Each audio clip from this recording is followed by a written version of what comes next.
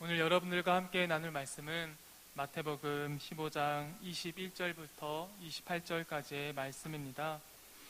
마태복음 15장 21절부터 28절까지의 말씀입니다. 다 찾으신 줄로 알고 제가 봉독하도록 하겠습니다.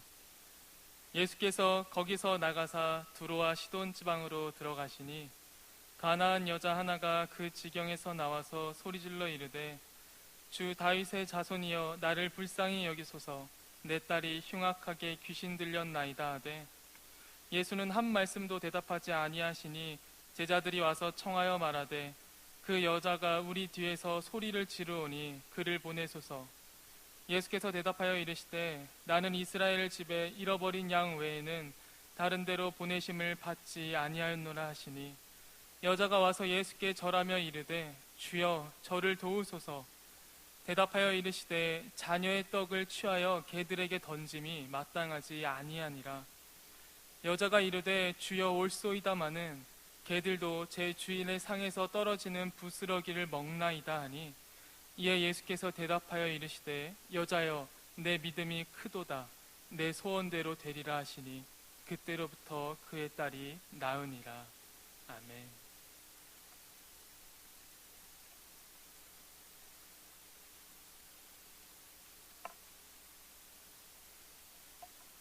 오늘 여러분들과 함께 나눌 말씀 제목은 바로 워닝입니다.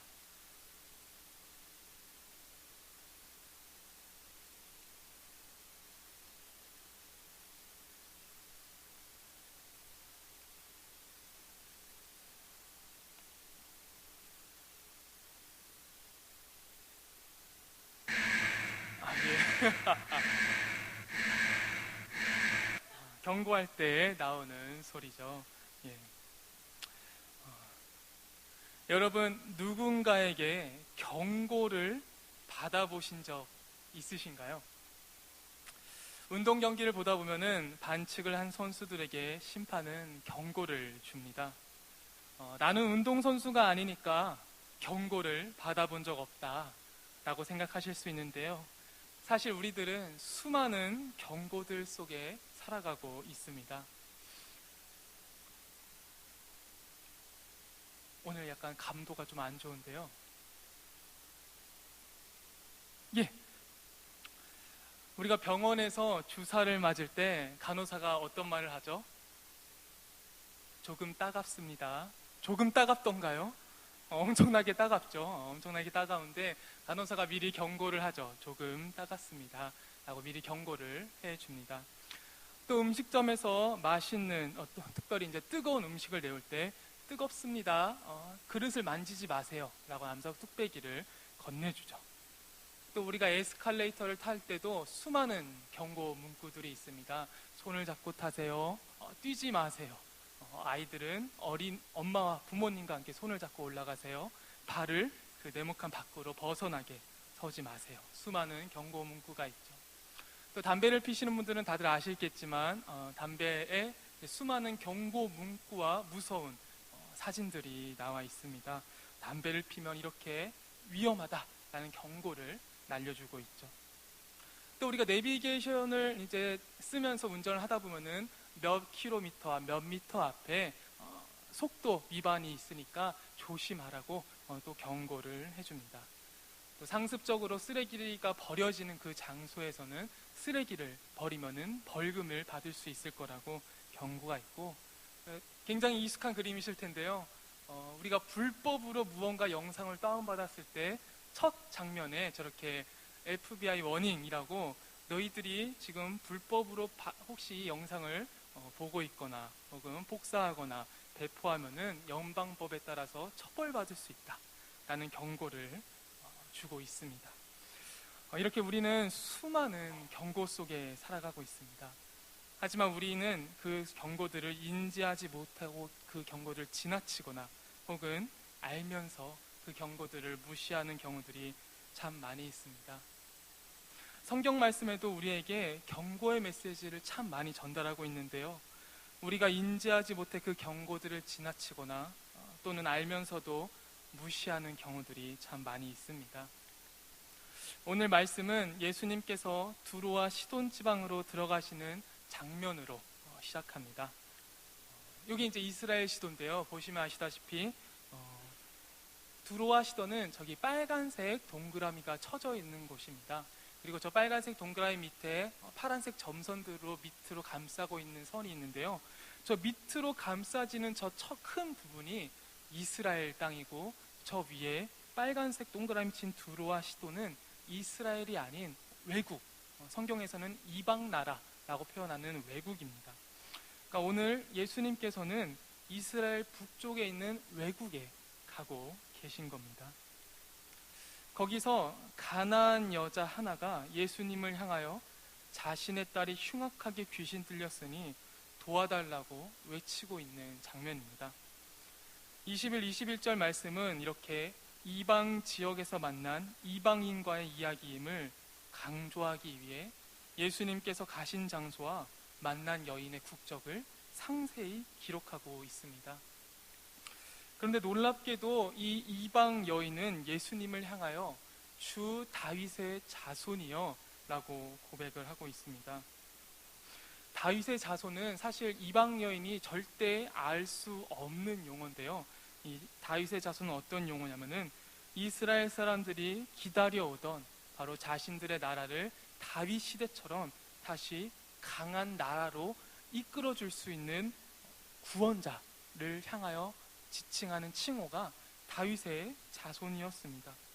이 칭호는 이스라엘 사람들이 이스라엘을 구원할 자에게 말하던 칭호인데, 이 칭호를 외국인 여자가 예수님을 향하여 사용하고 있는 상황입니다.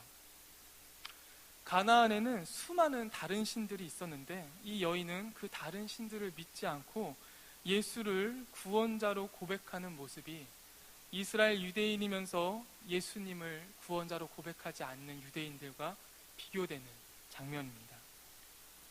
근데 더 놀라운 거는 예수님의 반응입니다. 우리 예수님은 원래 가난하고 병든 자들과 죄인 취급받던 이들에게 먼저 다가가 그들의 이웃이 되어주시던 분이신데, 오늘 이 이방 여인에게는 대답조차 해주지 않으시는 굉장히 차가운 모습을 보여주고 있습니다. 함께 있던 제자들은 저 여자가 계속해서 소리 지르는데 예수님이 들은 척도 안 하시니까 제자들이 요청을 해요.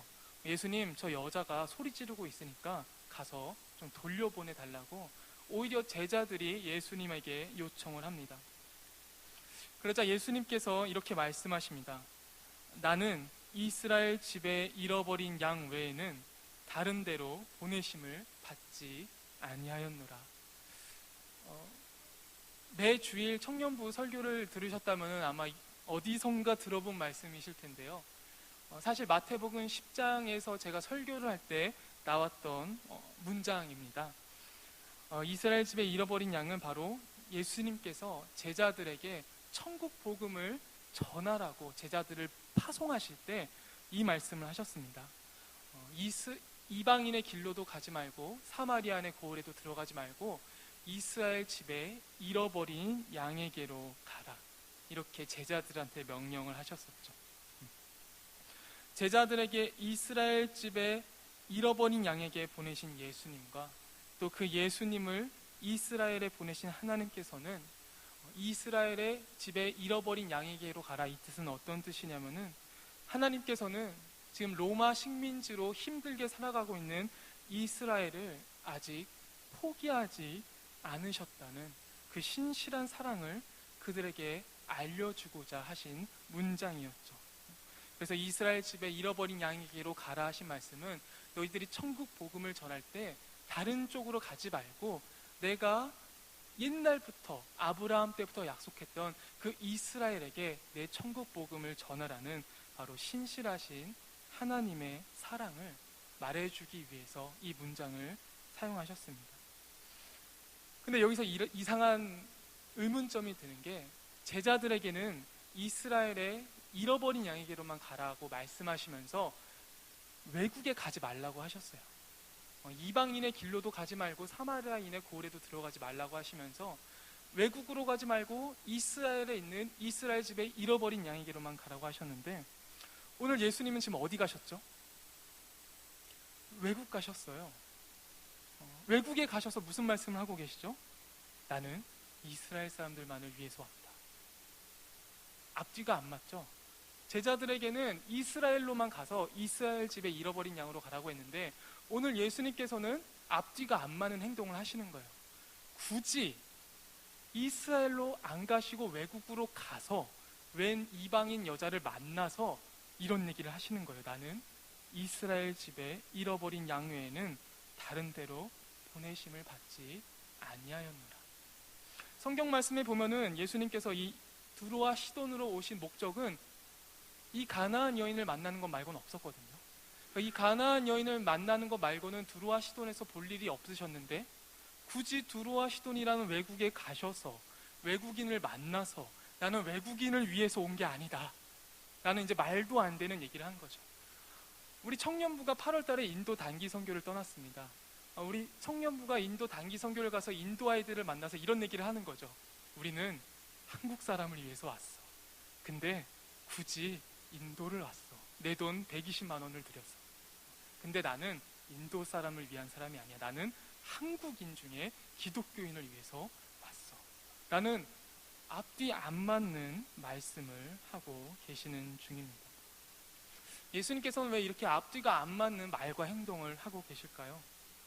가나안 여인에게, 유대인에게 이렇게 좋은 혜택들이 있어. 부럽지? 라는 말씀을 하기 위해서 굳이 이방 나라로 간 것은 아니었을 것입니다. 하지만 그 가나안 이방 여인은 굴하지 않고 예수님께 절하며 다시 한번 도와달라고 요청을 합니다. 그러자 예수님께서는 직접 이번에는 그 가나안 여인을 향하여 대답해 주셨습니다. 자녀의 떡을 취하여 개들에게 던짐이 마땅하지 아니하니라. 예수님께서 다음으로 하신 말씀은 더욱더 충격적인데요. 이스라엘 사람들을 자녀로 표현했고 외국인을 개로 표현했습니다. 물론 여기 강아지를 좋아하시는 분들이 있겠지만 우리가 흔히 개를 표현할 때는 좋은 의미로 쓰지는 않죠. 그래서 어떻게 보면 우리 예수님께서 오늘날 전 세계적으로 가장 문제가 되고 있는 자국민 우월주의를 보여주시는 것 같아요. 예수님께서 자신의 국민인 이스라엘 사람들을 자녀로 표현하시고 외국인 여자를 개라고 표현하시니 만약 제가 오늘 설교 강단에서 한국 사람들은 예수님의 자녀고 중국 사람 용의가 안 왔죠? 중국 사람들은 개야 이런다면은 아마 저는 설교단에서 쫓겨날 것입니다. 그런데 오늘 예수님께서 바로 그런 언급을 하고 계시는 거예요. 이스라엘 사람들은 자녀고 이방인은 개라고. 굉장히 잘못된 자국민 우월주의를 예수님께서 보여주고 계십니다. 하지만 여자도 만만치 않습니다. 여자는 절대로 포기하지 않아요. 이렇게 말합니다. 개들도 제 주인의 상에서 떨어지는 부스러기를 먹나이다 하니 이 말씀을 통해서 여자가 얼마나 간절하게 예수님의 그 구원의 능력을 바라고 있는지 우리는 엿볼 수가 있습니다. 그러자 28절에서 예수님께서는 드디어 우리가 알고 있던 원래 예수님의 모습으로 돌아오십니다. 여자여 내 믿음이 크도다 내 소원대로 되리라. 그러면서 그녀의 소원이 들어지고 그녀의 딸은 병이 낫게 되었다는 이야기입니다. 오늘 말씀에 나오는 예수님의 모습은 굉장히 낯설습니다. 어려움을 호소하고 있는 여인을 외면하고 이스라엘 사람들만 생각하는 편협한 자국민 우월주의를 가지셨으며 또한 이방 사람들을 위해 오지 않으셨다고 말하면서 굳이 이방 나라에 가셨어요. 그리고 자신의 생각이 잘못되었다는 것을 깨닫고 마음을 바꾸시는 모습까지 마지막으로 보여주십니다. 우리가 알고 있던 예수님과는 많이 다른 모습입니다. 이 낯선 예수님의 모습을 통해서 마태복음이 전달하고 싶었던 메시지가 도대체 무엇이기에 이렇게 색다른 낯설은 예수님을 우리한테 보여주고 있을까요? 마태복음이 누구를 위해서 쓰여졌는지 우리가 조금만 고민해 보면은 이 메시지를 통해서 어떤 말을 전하고 싶은지 우리는 알 수가 있습니다. 이 마태복음이라는 복음서는 가나안 사람들을 독자로 염두에 두고 쓴 복음서가 아닙니다. 여러분 아시다시피 복음서는 같은 내용을 말하고 있는데 마태복음, 마가복음, 누가복음, 요한복음이 있습니다. 그래서 예수님의 행적을 마태라는 공동체, 마가라는 공동체, 누가라는 공동체, 요한이라는 공동체가 바라본 시각에서 기록을 했기 때문에 비슷한 내용들이 4권이나 있는 것인데요. 그 중에서 마태복음은 저자가 조금은 분명하게 있습니다. 바로 가나안 사람들처럼 외국인인데 예수님을 알고 있는 그런 외국인이 아니라 이스라엘 사람 중에서 특별히 유대인인데 예수님을 믿기 시작한 그들을 대상으로 쓴 복음서입니다. 그렇기 때문에 오늘 말씀에서 우리가 뽑아낼 수 있는 메시지는 여인의 간절한 믿음이 아닌 다른 이야기를 조금 나누고 싶은데요. 마태복음이 유대인들을 독자로 염두에 썼기 때문에 이 가나안 여인의 큰 믿음을 통해 유대인들에게 경고하고 싶으셨던 말씀이 있으셨던 거죠.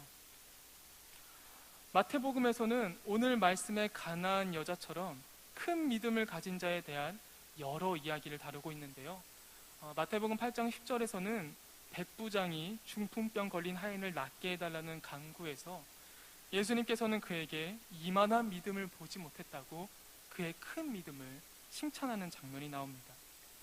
또한 9장 22절에서는 혈루증 앓는 여인이 구원받기 위해 예수님의 겉옷자락이라도 붙잡으면 내가 멈추지 않은 이 피가 멈출 수 있게 되지 않을까라는 믿음으로 그 예수님의 겉옷자락을 잡자 예수님께서는 그녀를 향해 돌아서시고 말씀하셨죠.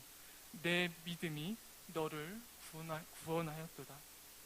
그리고 오늘 말씀 바로 가나안 여자에게도 내 믿음이 크도다 말씀하셨습니다. 마태복음이 말하고 있는 믿음이 큰 자들에게는 공통점이 있습니다. 어떤 공통점이 있냐면요, 백부장은 이스라엘 사람이 아니었어요. 아마 로마에 있는 장교가 이스라엘로 건너와서 그곳에서 부대를 이루고 있는 장교였을 거라 추측을 하죠. 그래서 백부장은 이스라엘 사람이 아니라 아마 로마인이었을 것입니다. 그리고 혈루증 앓는 여인은 쉽게 말하면 여자들이 한 달에 한 번씩 생리를 하시는 걸 할 때 레위기에서는 그것을 부정하다, 부정한 중이다 라고 표현했기 때문에 생리 중에 여인은 부정하다는 율법이 있었는데 여기서 혈루증을 앓는 여인은 어떤 여인이냐면은 여자분들 중에서 스트레스를 받거나 건강이 조금 약하신 분들은 그 주기가 불규칙하여서 주기적이지 않게 시도 때도 없이 생리혈을 나오시는 분들이 있는데 이 여인이 바로 그런 여인 중에 한 여인이었습니다. 한마디로 이스라엘 사람들이 365일 부정하다고 멀리하는 여인이었습니다. 처음에는 이스라엘에 있는 이방인 여자였고 이방인 로마 장교였고 두 번째로는 이스라엘 사람들이 부정하다고 여기는 여인이었고 마지막으로 오늘 말씀드린 가나안 여인은 외국에서 만난 외국인이었어요. 마태복음은 유대인을 위해서 쓰여졌는데 마태복음이 말하는 믿음이 큰 자들은 유대인이 아무도 없습니다. 첫 번째로 말씀하신 게 이스라엘에 있는 외국인이었고 두 번째로는 이스라엘 사람들이 모두 부정하다고 여기는 여인이었고 마지막으로는 외국에 있는 외국인이었습니다. 유대인들 기준에서는 하나님의 구원과 가장 거리가 먼 사람들이죠. 그렇게 가장 거리가 먼 사람들에게 오히려 마태복음은 믿음이 큰 자라고 말하고 있는 것입니다. 이에 반해서 믿음이 작은 자라고 말하고 있는 자들은 오히려 유대인들을 향하여 말하고 있습니다. 예수님께서 마태복음 6장에서 주기도문을 알려주시고 주기도문을 해설해 주시면서 무리들로 모인 유대인들을 향하여 이렇게 말씀하셨죠. 믿음이 작은 자들아. 그리고 예수님과 함께 배에 탄 제자들을 향하여서도 믿음이 작은 자들이라고 꾸짖으셨습니다. 그리고 저저번 주에 함께 나눈 말씀에서는 베드로에게 믿음이 작은 자요 라고 말씀하셨습니다. 마태복음은 이러한 비교들을 통해서 오히려 구원은 유대인들 것이라고만 알고 있었던 이스라엘 유대인들에게 이스라엘은 이방인, 유대인들이 가장 싫어하는 부정한 여인, 그리고 외국에 있는 외국인을 믿음이 크다고 하시고 오히려 유대인들에게는 작은 믿음을 가졌다고, 그 유대인 중에서 예수를 따르는 제자들에게도 작은 믿음, 또 그 제자 12제자들을 좀 대표할 수 있는 베드로에게 믿음이 작은 자라고 말씀하시면서 오직 구원은 예수를 잘 믿는 유대인들에게만 있을 거라는 그 구원의 유대인들의 전유물을 그것이 너희들 것만이 아닐 수도 있다라고 경고하고 계시는 거죠. 그래서 마지막으로 마태복음 21장 43절에서는 분명하게 이렇게 말씀하고 계십니다. 너희가 빼앗길 수 있다. 너희들이 유대인이고 예수를 믿으면 다 구원받을 수 있다고 생각하는 그 구원이 너희들이 오히려 빼앗기고 그 구원이 이방인들에게 갈 수 있을 거라고 오늘 마태복음은 경고하고 있는 중입니다. 오늘 말씀에서 예수님께 돌아오라고 강조하고 경고하고 있는 대상은 예수를 모르는 자들이 아니었습니다. 오히려 예수를 잘 알지만 예수를 믿지 않는 자들에게 돌아오라는 말씀을 이 가나안 여인의 큰 믿음을 통해서 경고하고 계신 중입니다. 이 말씀은 2017년 구입교회를 다니고 있는 우리들에게도 동일하게 경고하고 계십니다. 너희들이 교회를 다니고 있지만 예수를 믿고 있느냐고.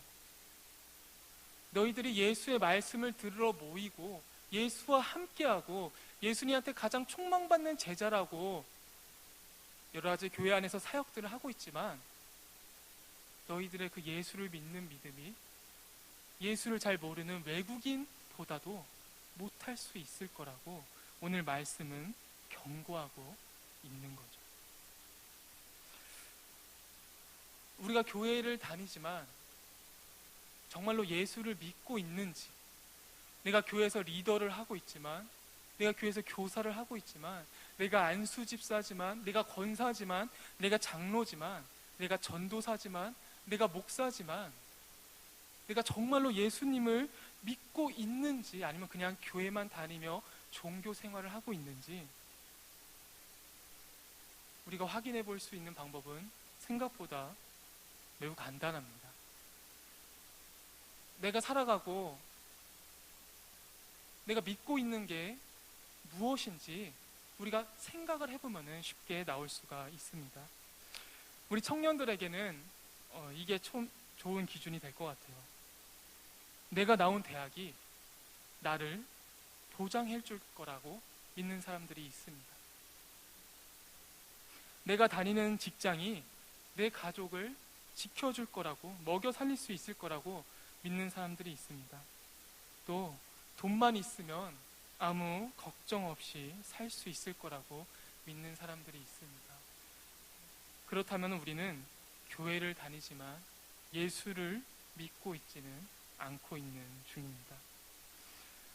더욱더 자세히 말씀드리면은 내가 다니는 대학, 직장이나 갖고 있는 재산이나 또한 외모가 부끄럽다고 여긴다면은 난 예수를 믿고 있지 않고 내가 갖고 있는 재산과 외모와 직장과 대학교 졸업장을 믿고 있는 거죠. 또한 이러한 것들이 나보다 좋은 사람들을 내가 과하게 높이 평가하고 있다면은 나는 예수를 믿고 있지 않는 것입니다. 또한 나보다 못한 사람들, 나보다 대학이 못하거나 나보다 직장이 못하거나 나보다 재산이 못하거나 나보다 외모가 못한 사람들을 나도 모르게 깔보고 있었다면 나는 예수를 믿지 않고 대신 세상의 기준들을 믿고 있는 중인 것입니다. 하나님 말씀에 여러분들의 기준을 세우셨으면 좋겠습니다.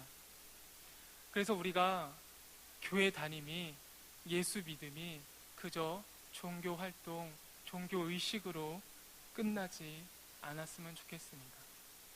그래서 정말로